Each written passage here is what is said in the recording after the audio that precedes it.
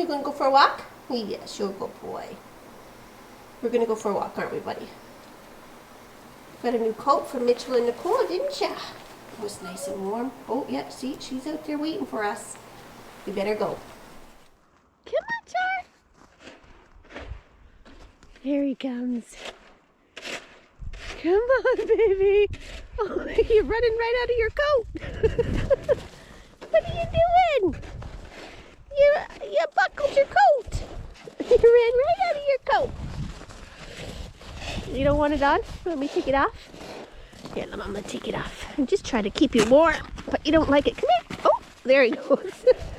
You're a nutball. Go, baby, go.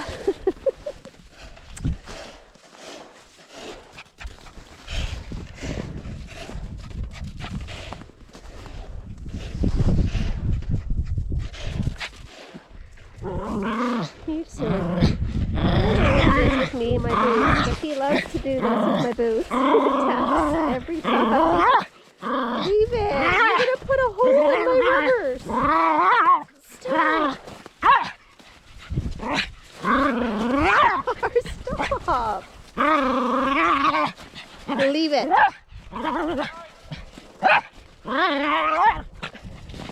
You know what it is. This is, I'm the only one who does this with. He taps my feet. Anytime I put on a pair of slippers. Hey? You're silly. Where's Sky? Where's your sister gone? Where is she? Here she is. Sky! Hi. Where were you? Hi.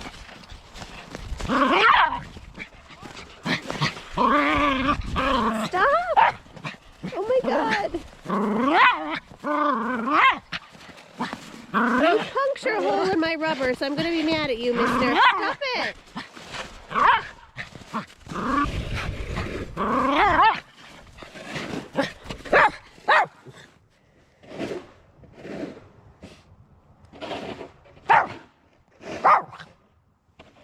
Is somebody attacking my feet? Is that why you don't like it?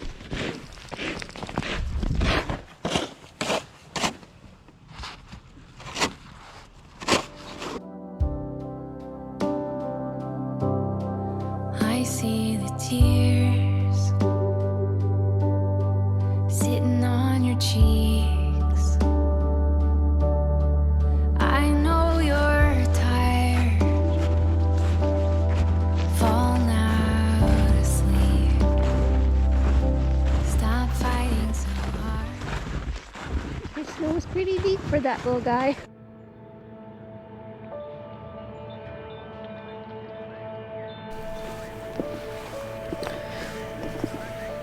This boardwalk system is so pretty in the winter time. Come on, Char. You're coming, baby. Oh God, look at him. You're stuck out of your jacket. Little bubble. Here, let me fix your foot. You're silly. Can you make that tighter? There you go.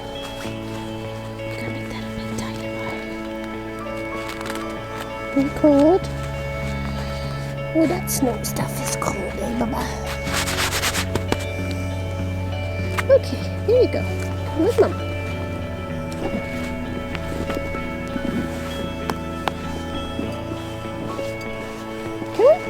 Good boy. Here you go. Good boy.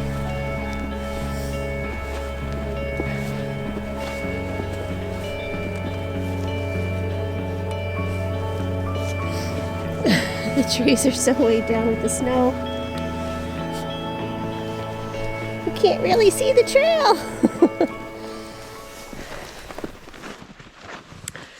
Okay, going for another nature walk here in Ontario. The weather is quite nice. It's such a beautiful day. It's not too cold. It is about -4 Celsius. And we've had quite a bit of wind, so it's kind of taken a lot of the trees, the snow off the trees. It's not as pretty as it was a couple of days ago. The snow was just sitting so beautifully on the branches, but it was so pretty. And I walked through here the other day and the weight of the snow was blocking all the branches, so we had to duck and go through. But come on, Charles, let's go, baby. This boardwalk is pretty old and needs some attention, but it is one of my favorite areas to walk through. But gotta be careful because a lot of it is broken away, but the snow is covering a lot of it, so you can't really see. Hey, baby girl.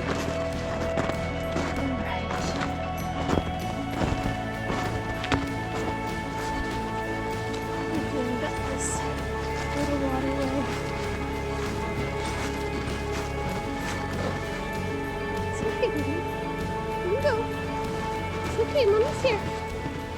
Go on. Oh, let me pick you up. Oh, scared. He's a scared little guy. Those are the words going.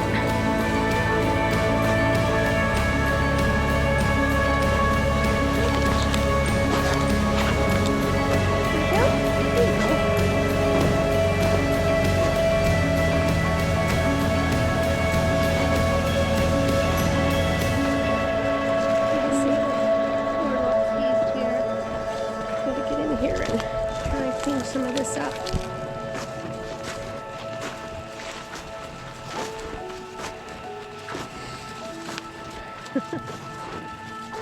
Okay.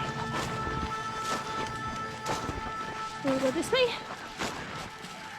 No.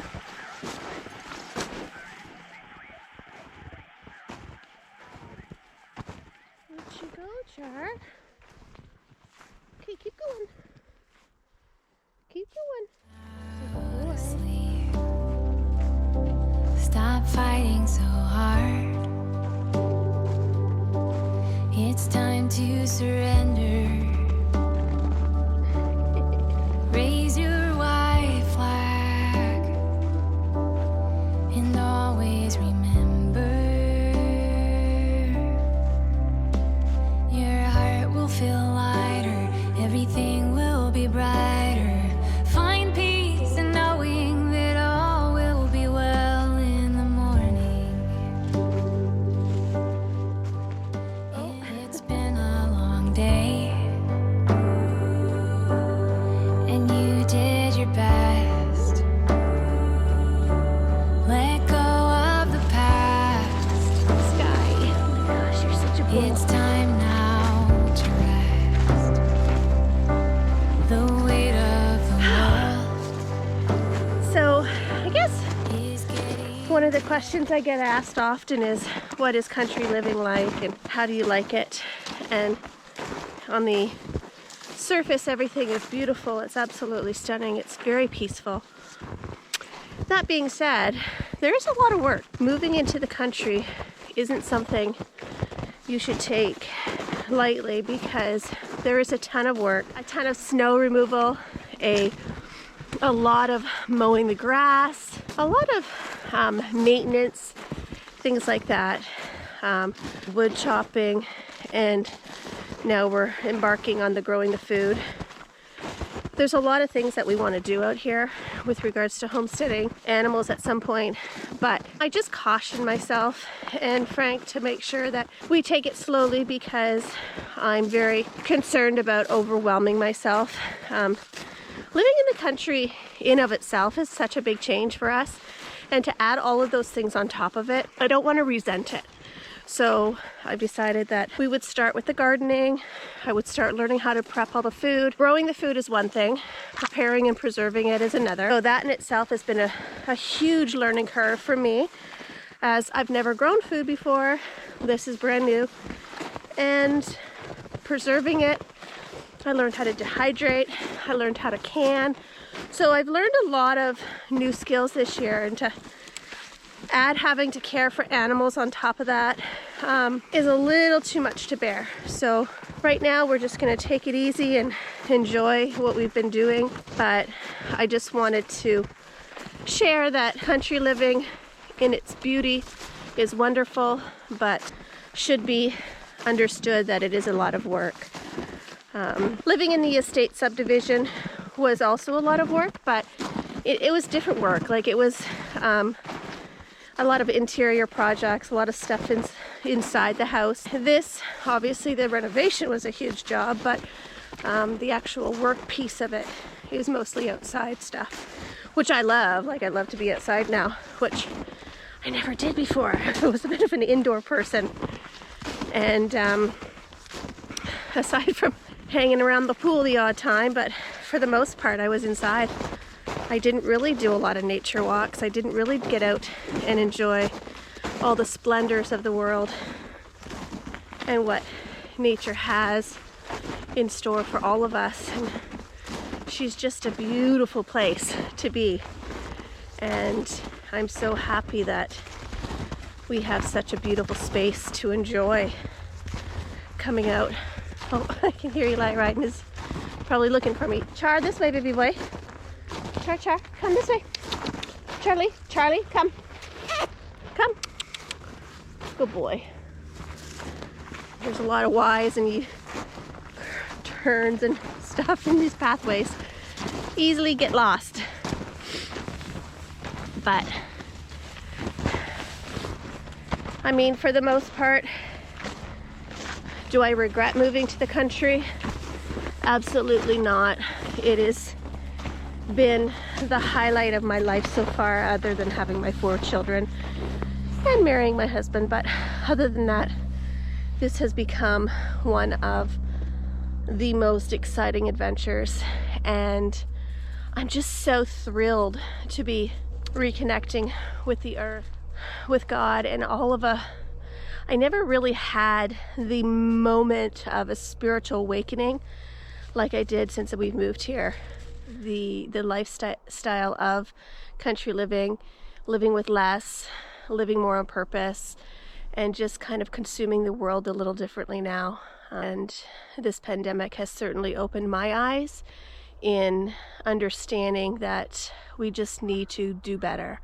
And I'm going to start with my family, and hopefully I can share a message that helps others. Gluttony and the overconsumption of everything has really put us in a very precarious situation, and kind of all of a sudden having this global reset, welcome it. I actually see this as a positive. We've all kind of recognized the importance of being with family and the importance of being happy in your home and in the 4 walls, that the spaces that we spend majority of our time in, and making those spaces truly places of reflection and love. And I just want to kind of bring a light and love to our home.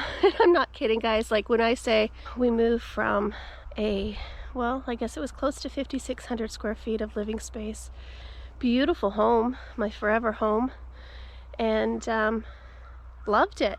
There wasn't a piece of interior or exterior that we needed to finish. We did it to the completion of our heart's desire, and we loved it there, and we raised our boys there, and then given this opportunity. But the house is so small. It's so cute, but it's still a work in progress, and it still is. But you know what? It's filled with love, and that's the most important thing, right? So I think that that's one of the biggest lessons that I've learned, is you can make any space beautiful. It just has to be filled with light and love. So here's my girl. Yes, my baby girl. We were so worried about her the other day. Look at her. She's back to her feisty little husky self. Hey, Sky? Hello. Look. Oh, you eating snow? Can you say hello?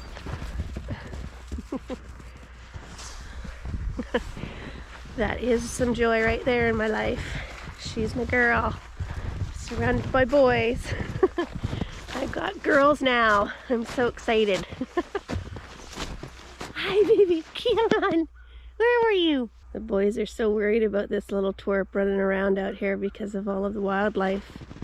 And I understand their fear, and I get it. But I didn't have dogs to keep them on leashes all the time when we have all of this land.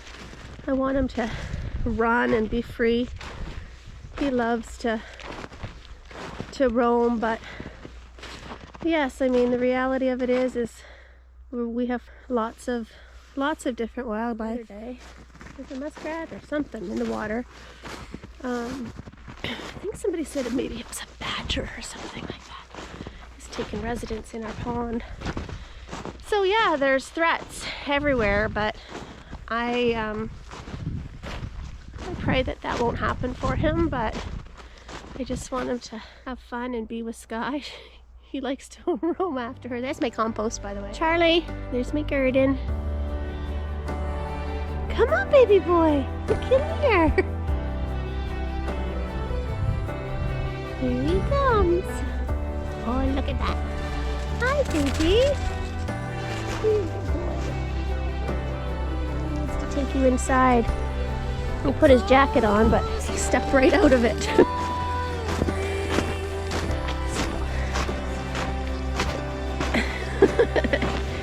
These guys call his little butt for the Mexican mustache. He's got such a cute little tush.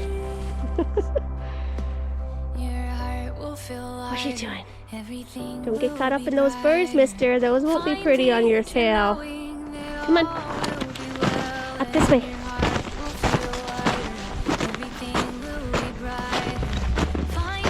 You know where Sky went? Well, I'm going to sign off, guys. It was nice taking for a walk. Hope you enjoyed. Until next time, keep well, stay safe.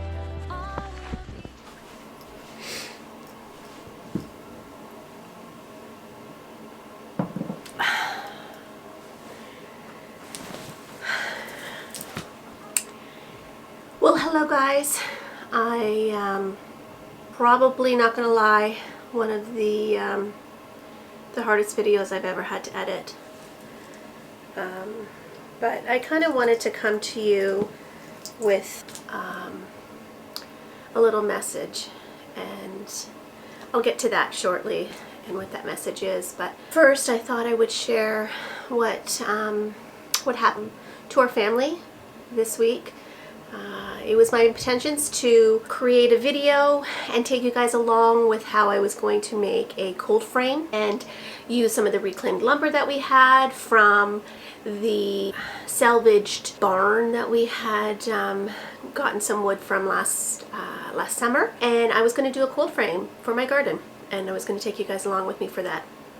My plans got kind of sidelined because we suffered a significant loss, and I kind of struggled whether or not I was even going to share that on social media. I thought maybe it was just a private matter between ourselves and our family, and however, I've had this nagging feeling that I needed to share a message, what that message was, and how I've had this huge call on my heart to bring that to you.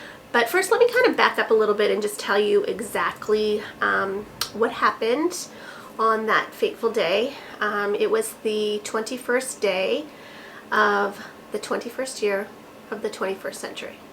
A day I will never forget. My Ethan was outside on the pond skating, and I thought I would like to capture the moment. So I went and grabbed my camera and opened the patio door just far enough for the camera to go out, and so I could get a good shot of Ethan.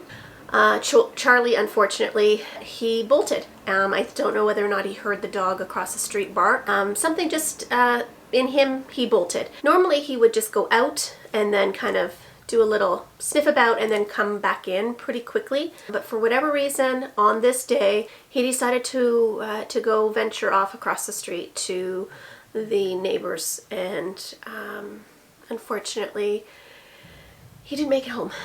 He was hit by a car, and I'm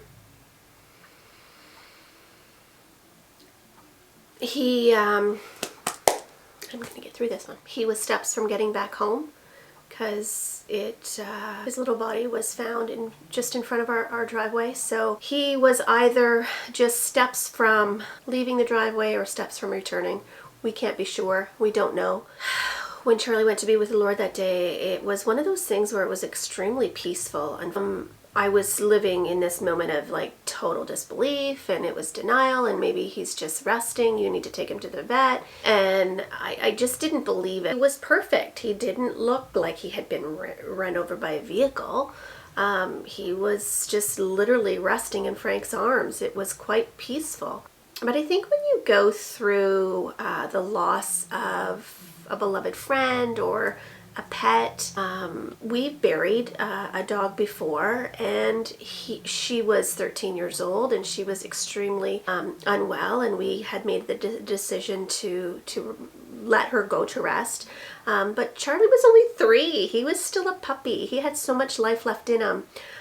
So I went through a lot of the emotions of grief, and a wise mentor once shared that she never teaches from a place of the wound. She always teaches from a place of the scars. So she does the work to get through the process and the grief and all of that stuff, and will come from a place of healing and be able to share that and teach that. But I just felt like this message needed to be brought now, because I just didn't want to waste another day. And if I can kind of help another family, that would be that would kind of be the purpose of why I'm sharing this video today. The emotions are still very raw, so I'm hoping that I can get through this video without shedding too many tears. Charlie was my shadow. He was my buddy. Like, he, as you can see in that video that I just did, like, he was not 5 steps from my side at any given time of the day. If I was home, I could drive in at the end of the day of work, and I could hear them howling, both him and Sky, just at the thought of my vehicle driving in the driveway. They just knew when I was home, and they're my buddies. And to lose a friend like that, it's just it's the natural human response to go through the 5 steps of grief. And a lot of people that struggle with loss and trying to process that, I just was so grateful that I had the 3 years that we had with them, and I will cherish every single moment. He taught me patience. He taught me how to learn to love a barking dog. He taught me a lot of really valuable lessons. But there's the 5 steps of grief, and I kind of just wanted to touch on them a little bit. And it's denial, anger, bargaining, depression, and acceptance. Hello, acceptance. So while this is kind of the framework of the life cycle of grief, what I wanted to just caution somebody that's maybe experiencing current grief in the current day is to just be careful not to stay in one of those emotions for too long, because it can become incredibly dark if you stay in any one of those moments a little too long. And everybody's timeline, this is not a these are not stops along a linear line, and it's not something that you would definitely be able to tell somebody how long to stay in one of those moments of grief, but each person processes it differently. So because I was angry for a good part of the day, but angry more at myself, more at the fact that my boys had cautioned me to keep him on a leash, to not let him roam. And as I said in that video, that it was never my desire to have farm dogs and keep them on a leash. I should have known better. Like, I knew that Charlie had a tendency to run across the road, and we tried desperately to teach him the dangers of the road. Unfortunately, he just didn't understand the dangers of it. And he would always just go, and then he would return, and it wasn't like he was gone long. And he'd just go sniff around and say hi to his little buddy and then kind of come back. And the funny thing was is I don't even think he ever saw his little buddy. So the whole purpose, he just needed to scratch an itch, and there was nothing I was going to do to stop him from going. And more often than not, he didn't go. He just stayed with me when we were outside, and that was kind of what I wanted. I just wanted him to walk through, like you saw in that video. He literally would always just walk like 5 steps beside me. So for the most part, that was what we did. And it was one of those things where I found myself angry at myself, because had I done A, B, and C, Charlie would still be here. Had I just listened to my voice, I was angry at myself. I was angry at the driver. I was angry that the driver that hit my baby, my poor puppy, didn't stop when he saw his lifeless body in the rearview mirror. You know, but I don't even know if they knew they hit him. He was in such perfect condition that maybe he just ran under a tire. I don't even really know. Maybe, I don't know. Maybe they didn't know that they had hit him. And quite frankly, I was angry at God. I was angry that God took this puppy. He still had so much life left in him. And not just a month ago, you'll have known, I actually did a video on a medical emergency Christmas miracle that we had with our Sky, our husky. Just a month ago, not even like almost a month to the day, that he spared her and, you know, brought us this Christmas miracle. And I was angry at all of those things. So I was kind of thinking, I could certainly see myself spiraling and getting into that place of discomfort. So I decided to just do a little prayer. And so in that little prayer is I needed to forgive myself. I needed to forgive God. I needed to, I guess the bargaining and the depression segment of the grief life cycle, there wasn't a lot, because again, I just kind of knew that there was nothing we could do to bring Charlie back. But what I wanted to do was just have comfort in knowing that he didn't suffer and those kind of things. So I did a little prayer. I said, Dear Lord, if you hear a puppy barking at your gates, please let him in and love him well. I ask this in your name, amen. And when I said that prayer, I felt very comforted. And I was sitting looking out at the pond where Mitchell and Eli were shooting pucks on the net. And within probably 30 seconds of me saying this prayer, guys, I can't make this up. I'm not making this up. There was this light that was so bright that it just shone on Mitchell and Eli, and it lit up the entire pond. It lit up the yard. And with that, it was gone. The light came and it went. So I jumped out of my seat, and of course, in the good believer that I am, I tried to, you know, make an excuse or an explanation as to why this wasn't real, because the sun was just peeking through the clouds just at that perfect time, and it was just, you know, a coincidence, and that God's love and mercy is not real. And I tried to dismiss it, and it was like I could not deny what had just happened, because the sky was gray. It was this low-lying cloud cover from as far as the eye could see. I could not see a single break in the sky, in the clouds. There was no sun shining through. It was it was quite clear that there was no son. So, you know, to dismiss it as being that, I kind of, you know, apologized. I actually laughed out loud. And with that, I took refuge and solace and comfort in knowing that Charlie was home.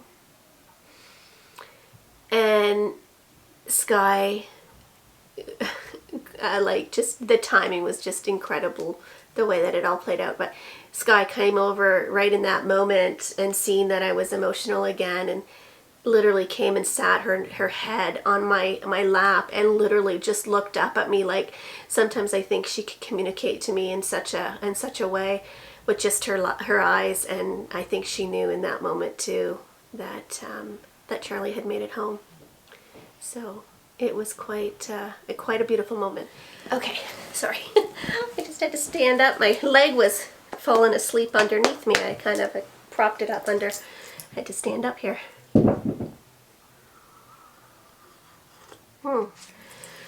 So let me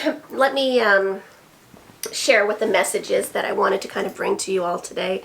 And it wasn't so much about the passing of Charlie, although that was the premise of the video, and again I wanted to share that with you all. But more importantly, the call to my heart and the messaging that I was receiving was that I needed to share a bigger message, and that was how grateful I was that I had that footage of Charlie and I going through the trail system and having that final walk. And I could never have known that that would be our final walk together. But what it made me recognize and reminded me of a book that I had read, or actually had listened to because I had the audible version of this book. And that was this one here. And this is a book called Didn't See That Coming, from my girl Rachel Hollis.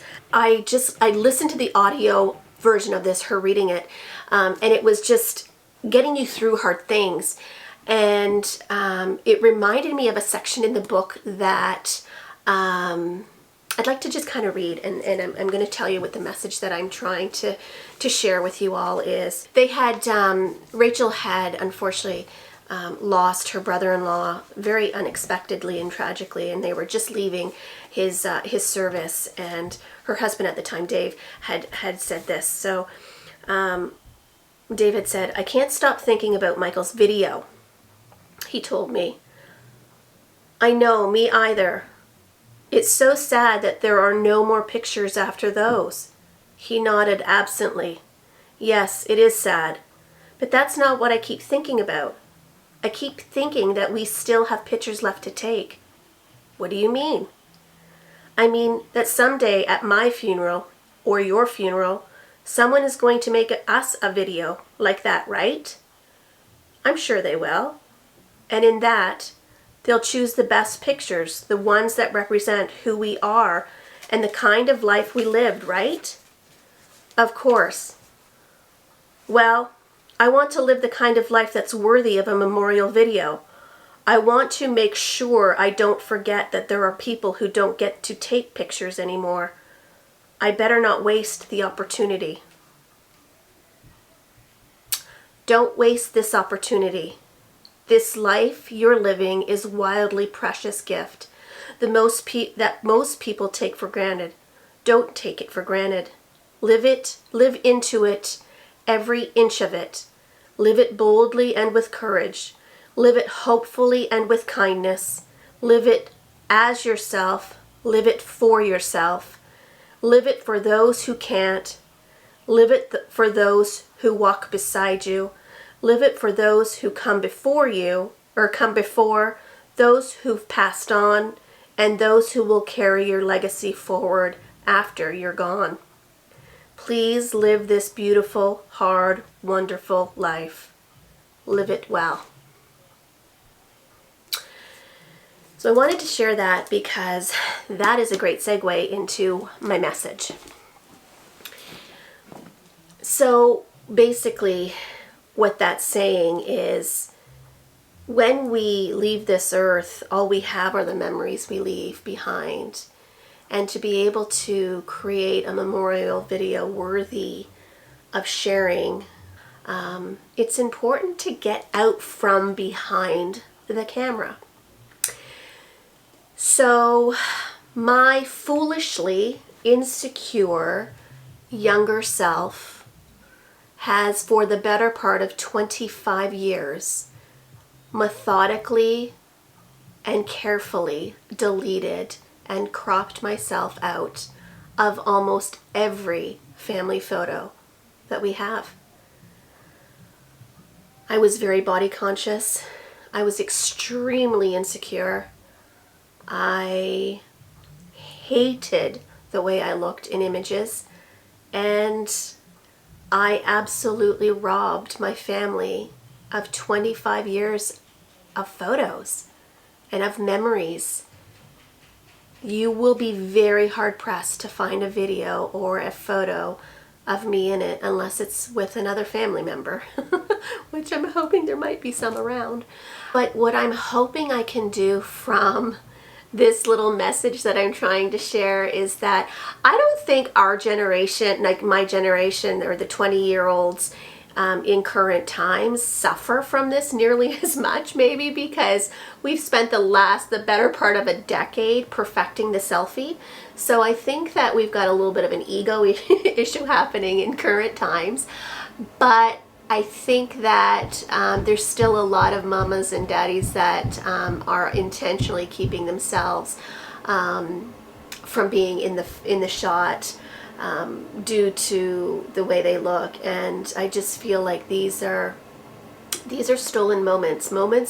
Life is made up of moments, and I want my memorial video to be filled with love and laughter and make my boys remember when they were babies how much I adored them.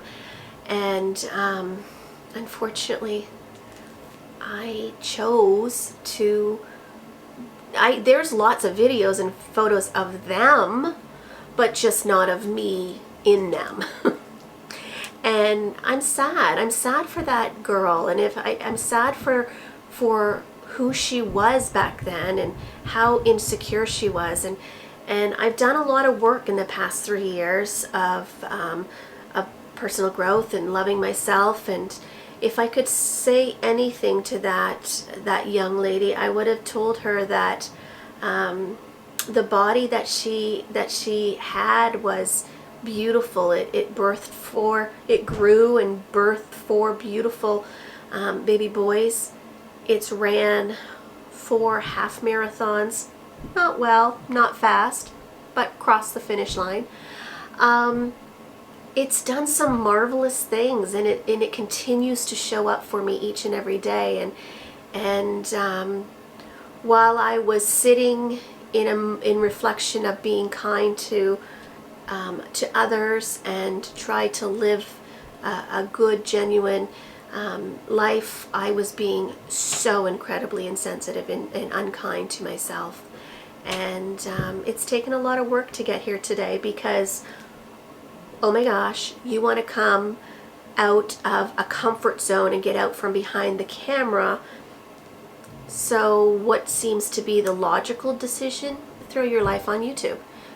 It just seemed like such a radical switch for me, because I was like, the idea of me sitting here and talking to a camera makes it at a cellular level, like every part of me feels uncomfortable. This is not natural. I feel like I want to vomit a little bit. And the fact that I actually have to edit this and look at myself, and like I did with the previous video with my sweet Charlie walking through, there was times where it's like delete, old habits coming in and creeping in, and I realized, no, this isn't about me anymore. This is about the legacy and the memories that I am leaving, because there is not one person looking at me and tearing me down the way that I'm tearing myself down in those videos. It's silly. It's absolutely silly. So love yourself, be kind to yourself, and just enjoy the moments and try to get out from behind the camera. Invest in a little tripod and put that timer on, and you jump in front of that camera and you be part of those pictures with your family, because all we know, we have a beginning and we have an end. We never know when that end is. Live within that dash and make the moments matter and make the memories last forever. And photos and videos will do that. So